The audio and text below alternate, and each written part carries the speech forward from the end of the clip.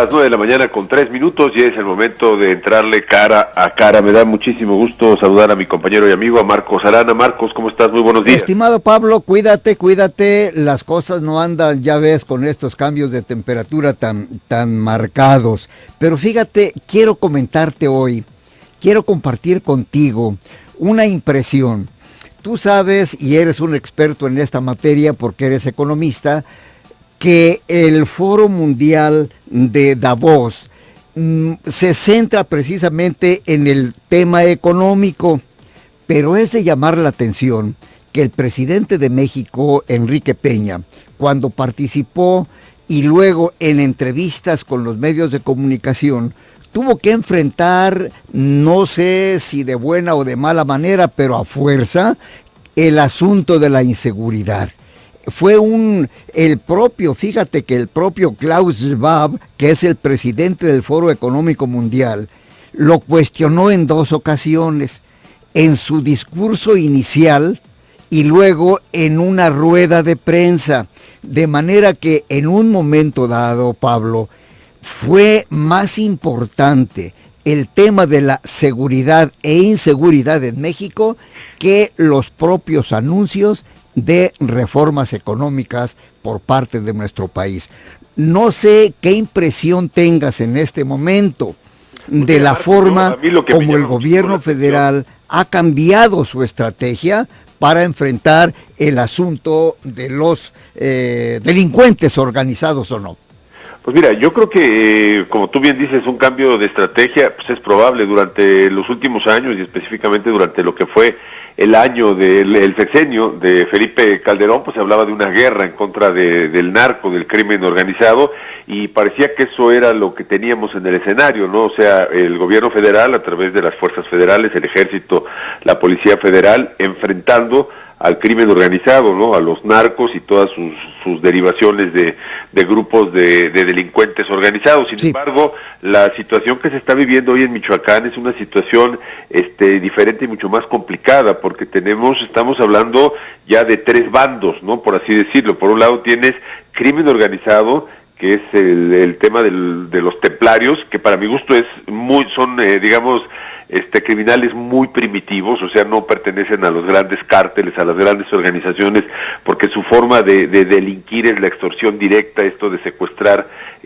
agricultores, empresarios, cobrarles derecho de piso, quitarles las huertas, los ranchos, etcétera. Me parece una forma de crimen muy burdo porque lo estás llevando a cabo ahí, pero por el otro lado tienes a las fuerzas federales, ¿no? Con el ejército y la policía federal, y tercer contendiente, que son las famosas autodefensas, ¿no?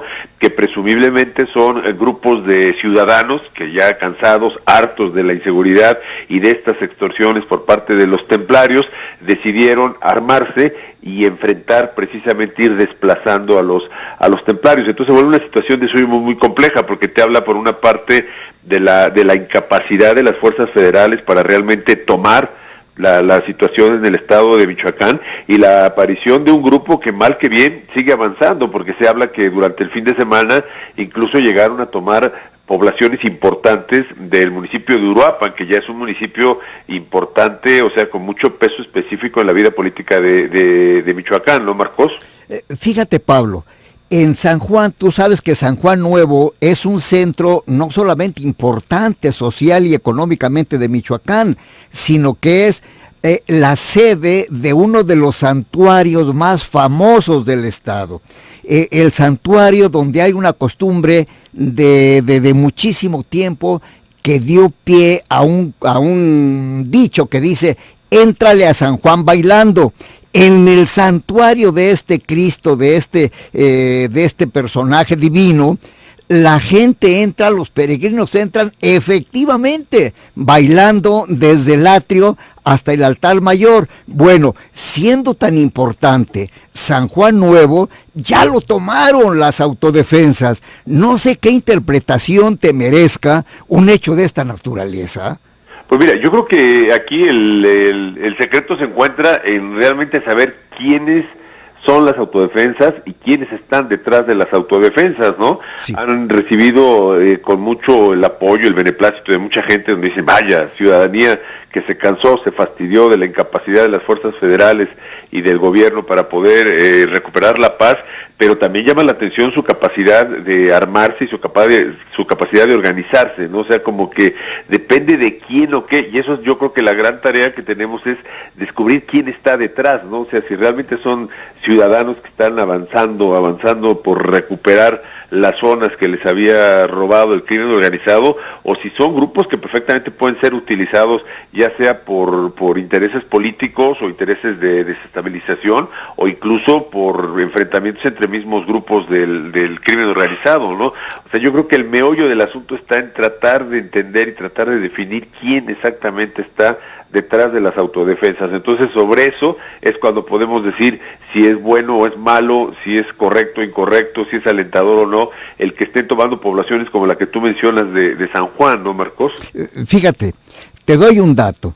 En la reunión en la Asamblea Pública que los autodefensas usaron o protagonizaron en la plaza principal de San Juan Nuevo, hablaron los líderes del grupo de autodefensa y se decían, hemos ya cansados tomado las armas para defendernos y combatir a los delincuentes. Y luego trata de hablar en la plataforma el presidente del comisariado ejidal de San Juan Nuevo. ¿Y sabes qué sucede? No lo dejaron hablar. No digo que lo amenazaron, pero sí lo amedrentaron, lo bajaron y lo hicieron huir. De manera que la gente no conocía efectivamente al líder de los autodefensas que estaba dirigiéndose a la Asamblea Popular. Por eso coincido contigo, es importante que sepamos como Estado, es decir, el Estado somos todos, como gobierno, quiénes son estas gentes y por qué andan armados con unos instrumentos que en ocasiones ni el ejército, Pablo. Efectivamente, Marcos, y por eso la idea de platicar y de dedicar este lunes cara a cara, este espacio que comparto, que tengo el gusto de compartir contigo, el tema de seguridad, y qué mejor que pues platicarlo con un experto, ¿no? Nos hace el favor de acompañarnos en cabina Dante Aro Reyes, él es especialista en temas de seguridad y es el presidente del Consejo Consultivo de Guadalajara. Dante, pues muchísimas gracias por estar con nosotros, muy buenos días. Muchas gracias por la invitación, un saludo para todo el auditorio y gustoso de estar aquí con ustedes. Oye, Dante, a mí me gustaría, el tema son las autodefensas, lo que está pasando en Michoacán por su cercanía con el estado de Jalisco y pues desde luego el temor aquí en el estado de Jalisco de que esta situación se venga para acá, ¿no? Y arrancar con el tema de la información que se dio a conocer el día de ayer de la detención en la zona metropolitana de Guadalajara de 3 miembros de los Caballeros Templarios que digamos no estaban de tránsito, o sea, no es que sí los detuvieron en una camioneta, esto fue en Oblatos, pero no es que estuvieran pasando por Guadalajara, sino que tenían 3 casas de estas que llaman casas de seguridad donde tenían armas y que pues de alguna forma empezaban a operar, si no es que ya estaban operando. El mismo fiscal general dijo que llevaban un año operando ya aquí en Guadalajara. Entonces, ¿qué significa el que aquí en la zona metropolitana de Guadalajara, en Oblatos, Daniel, se detenga a 3 caballeros templarios cuando pues no teníamos noticias de que estuvieran operando aquí? Bueno, desde luego que la zona metropolitana de Guadalajara, por sus características, por toda la infraestructura, por todo lo que demuestra, es fácil para, de alguna manera, la delincuencia organizada tratar de pasar desapercibido. Desde luego que hay que ver que no solamente existe la presunta pues implicación de esto, sino que se presume también que hay otros grupos que tengan aquí, en este caso, su base de operaciones. La doble fachada que tienen algunos empresarios, por un lado empresas lícitas y por otro lado, bueno, todas sus cuestiones que tienen que ver con ilícitas y delincuencia organizada, es en las grandes urbes, de tratar de pasar desapercibidos o al menos algunos de sus negocios tratar de alguna manera que se disuelvan. Ese es de porque, alguna manera un Dante, pensamiento. Tú estás mencionando que en una metrópoli tan compleja, tan grande como la nuestra, es relativamente fácil esconderse.